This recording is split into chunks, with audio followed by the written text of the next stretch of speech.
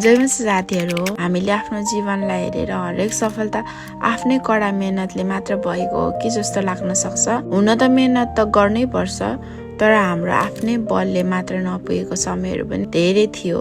त्यति बेला परमेश्वरले हाम्रो लागि त्यस्ता ढोकाहरू खोलिदिनु भयो जुन हामी खोल्न सक्दैनथ्यौँ। हामी जान खोजेको गलत बाटोहरूबाट उहाँले हामीलाई जोगाउनु भयो अनि हाम्रो कठिन समयहरूमा सम्हाल्नु भयो।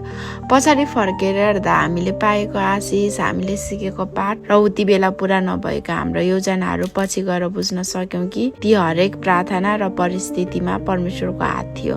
हाम्रो जीवनमा कहिलेकाहीँ अन्यल र पर्खाइको समयहरू आउँछ, तर पनि परमेश्वर सधैँ विश्वासयोग्य हुनुहुन्छ। त्यसैले जब कसैले आज हामी जहाँ छौँ त्यसका लागि बधाई दिन्छ भने हाम्रो मनले पहिला माथि परमेश्वरलाई हेर्नुपर्छ।